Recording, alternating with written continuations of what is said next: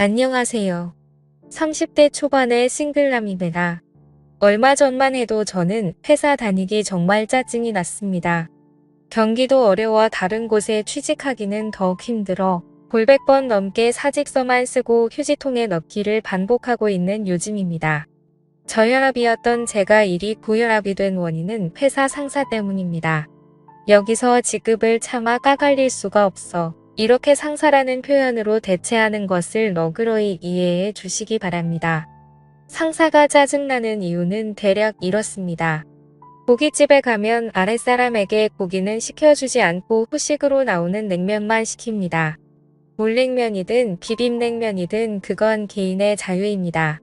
가격만 6,000원을 넘기지 않으면 됩니다. 상사에겐 그게 가장 중요합니다. 심지어 회식 자리에 흔하다는 술도 없습니다. 그러니 회식 막바지엔 냉면 그릇을 들고 모두가 건배를 외칩니다. 이를 보는 식당 직원들은 제 회사 사람들만 한심스럽다는 눈으로 쳐다봅니다. 그래서 저는 회식할 때마다 그런 회식 자리와 상사가 쪽팔립니다. 그래서 회식에 참여하기도 싫습니다. 상사는 오낙잔돌이라 10만 원이 넘어가게끔 회식 비용을 사용하지 않습니다. 그렇게 근검절약해서 사용하고 남은 금액은 자신의 개인 비용으로 사용을 하죠. 그 개인 비용이 어디냐면 자신이 바람 피우며 현재 만나고 있는 내연녀입니다. 내연녀와 마트에서 장보기 내연녀의 생활비 내연녀와의 데이트 비용으로 사용하는 것입니다. 또 늦은 새벽 문자를 보내 그날 있었던 일에 대한 트집을 잡습니다. 정작 어떠한 문제가 발생한 그 당시엔 많은 직원이 보는 그 앞이라 그런지 괜찮다며 다정하게 웃었던 양반이 아무도 없을 땐 헐크처럼 돌변합니다. 그러던 어느 날 상사에게서 전화가 걸려왔습니다. 그나마 제가 회사에 근무하는 직원 중 가장 고분고분하고 대답도 잘한다며 저를 자신의 집에 초대한 것입니다. 토요일 날 저녁이나 함께 하자면서요. 저는 그 자리에 나가기 싫었으나 상사가 오라는데 어떻게 합니까? 애써 웃는 얼굴로 알겠다며 튀어갔죠. 제 동료들은 이런 저를 보며 박쥐 같은 놈이라 험담했으나 어쩔 수 없었습니다. 식구들은 저만 바라보고 있고 경기는 어려워 다른 곳에 취직할 수가 없으니 더러워도 참고 견뎌야죠. 저도 다른 곳에 취직했다면 상사 얼굴에 물을 끼얹으며 야 그렇게 살지 마라 라고 욕을 바가지로 퍼부었을 겁니다. 그러나 현실은 그게 아니니 노예처럼 고분고분해야지 어쩌겠습니까? 그게 직장인의 현실입니다. 상사가 살고 있다는 집에 가니 정말 화려하고 좋더군요. 상사의 사모님께서도 저를 밝게 웃는 얼굴로 환영해 주셨습니다. 오늘 처음 보는데 그 미모가 장난이 아니더군요. 감탄사가 절로 나왔습니다. 상사와 상사의 사모님은 잡채와 불고기 갖가지 반찬이 잔뜩 깔린 넓은 대리석 식탁으로 저를 안내하며 맘껏 먹으라고 했습니다. 저는 상사에게 물었지요. 오늘이 무슨 날이냐고 말입니다. 그러자 상사가 대답하려는 것을 상사 사모님이 중간에 가로막으며 이렇게 말하는 겁니다. 자기 남편이 회사에서 가장 신뢰하는 사람을 이번 주말 집으로 초대해 함께 식사라도 하자고 했던 겁니다. 오늘이 상사님 생일이었거든요. 저는 이렇게 내조를 잘해주는 사모님이 있어 상사가 내심 부러웠습니다. 그런데 상사와 상사 사모님이 둘러앉아 식사하는데 상사님의 스마트폰이 자꾸 울리는 겁니다. 상사는 식은 땀만 흘리고 있었죠. 순간 저는 직감했습니다. 상사가 만나고 있는 내연녀의 전화구나라고요. 상사는 한두 번 울리고 말 것이라던 자신의 스마트폰이 계속 울리자 연락을 받지 않았습니다.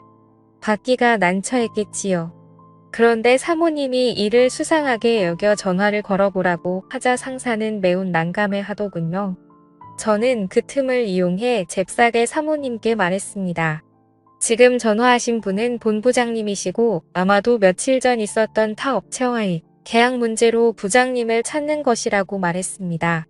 미워도 제 상사이니 편을 들어줘야지 어쩌겠습니까? 사모님은 제 말을 신뢰하며 자신의 남편을 회사로 보냈습니다. 상사가 이곳을 급히 나서며 사모님 모르게 제게 윙크하네요. 처음으로 상사에게 칭찬이란 걸 받았습니다. 사모님께는 죄스러웠지만요. 그렇게 상사가 떠나고 상사의 집엔 상사의 사모님과 저 이렇게 둘만 남아 있었습니다. 그렇게 우리는 여러 이야기를 나누며 식사를 마쳤고 저는 남의 집에 오래 머문다면 실례라고 생각했기에 그만 일어서려고 했습니다. 그러자 사모님이 제게 할 말이 있다면서 저를 다짜고짜 거실 소파에 앉히는 겁니다. 잠시 후 사모님이 다과상을 차려왔고 저는 사모님과 진지한 이야기를 나누었습니다. 사모님은 자신의 남편이 바람을 피우고 있다는 것을 이미 알고 계셨습니다. 둔한 상사만 이를 몰랐던 것이었죠. 사모님께서는 남편이 가장 신뢰가 많은 회사 아랫사람 중 한 명을 이곳으로 부른 이유는 남편의 바람 유무를 직접 물어보고 남편의 내연녀에게 전화가 오는 것을 알면서도 간을 본 이유도 이 때문이고요. 사모님의 머리가 비상하다는 것은 이때 알았습니다. 남편이 나쁜 놈이라는 것은 알고 있었으나 그런 사람이 신뢰하는 사람이라면 거짓말은 하지 않을 거라 확신해서랍니다. 그러니 저를 보며 이렇게 추궁했습니다. 지금 전부 다 알고 있습니다. 남편이 내연녀에게 전화가 오는 것을 지금 제 남편이 만나러 가는 사람은 회사 본부장이 아니고 그의 내연녀 맞죠? 라고 말입니다. 알고 있었지만 확실하게 알고 싶었나 봅니다. 저는 잠시 고민하다 사모님 얼굴을 보며 고개만 끄덕였습니다. 사모님은 제 손을 붙잡고선 거짓말하지 않고 솔직하게 얘기해줘서 고맙다고 하더군요. 그런데 사모님이 손을 붙잡는데 저도 모르게 갑자기 이상한 기분이 들더라고요. 예상 밖의 일이었습니다. 저는 잽싸게 사모님 손을 빼내고선 이러지 말라고 했습니다. 사모님은 의아스러운 표정으로 얼굴이 붉어진 채 어쩌지 못하는 저만 보더니 그때서야 이유를 알았는지 민망해 하셨습니다.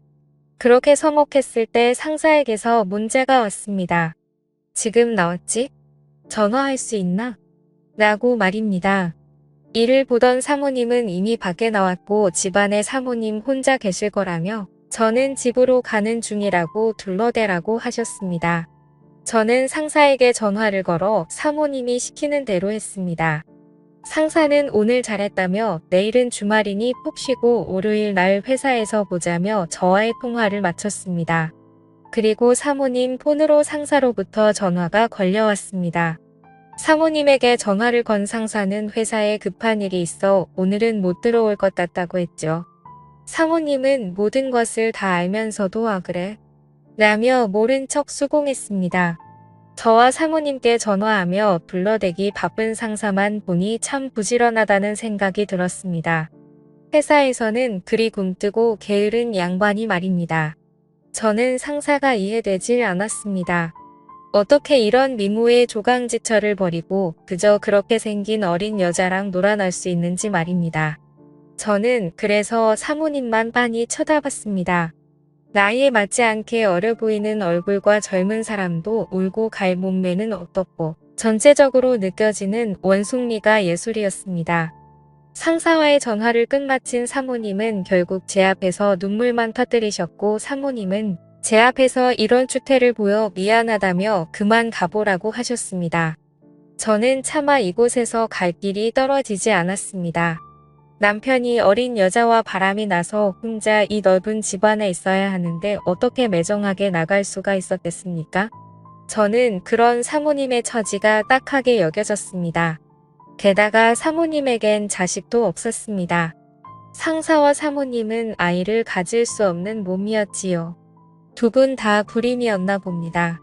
자세한 건 모르겠지만요. 사모님은 괜찮다며 어서 가보라는 말만 했습니다. 저는 그렇게 무거운 발걸음을 일으켜 현관으로 이동했습니다. 사모님이 뒤에서 저를 따라오며 훌쩍거리네요. 마음 같아서는 그 눈물을 닦아주고 싶지만 사모님이 제 안 사람은 아니잖아요. 남의 여자에게 그러면 오해받을 수 있겠죠. 저는 현관문을 열고선 잠시 뒤돌아 사모님께 오늘 저녁 잘 먹었습니다. 라고 정중하게 고개 숙인 뒤 그 집에서 나왔습니다. 그러자 현관문 너머에서 점점 커지는 사모님의 울음소리가 제 귀에 선명하게 들려왔습니다. 차마 발길이 떨어지지 않았습니다. 저는 한참을 머뭇거리며 서 있다가 현관문을 급히 두드렸습니다. 사모님, 잠시 문 좀 열어주시겠어요? 제가 가방을 두고 나온 것 같습니다. 주저앉아 오셨던 사모님은 힘겹게 일어서 현관문을 열었고 저는 그런 사모님을 한참 동안 쳐다보았습니다. 아주 한참 동안이요. 사모님이 손등으로 눈물만 훔치며 의아스러운 얼굴로 왜 그러냐? 묻는데 저는 그런 사모님에게 제 마음 가는 대로 행동하고야 말았죠. 제가 왜 그랬는지 저도 잘 모르겠습니다. 사모님은 황당해하더니 제 뺨을 때렸죠. 그런데 뺨을 때리는 강도가 세질 않아서 그때 알았습니다. 아, 이 여자도 나를 원하고 있구나. 또 뭔가를 갈망하는 사모님의 눈빛도 저에게 확실하게 느꼈습니다. 그렇게 그날 저는 사모님과 누가 먼저라고 할 것도 없이 실수를 저지르고 말았던 거죠. 저도 그날은 상사와 마찬가지로 제 집에 들어가지 않았습니다. 다음 날 상사가 자신의 사무실로 저를 불렀습니다. 그리고서 저를 칭찬해 주었지요. 그 후로 저는 회사에서 상사에게 칭찬받으며 아주 편하게 일하고 있습니다.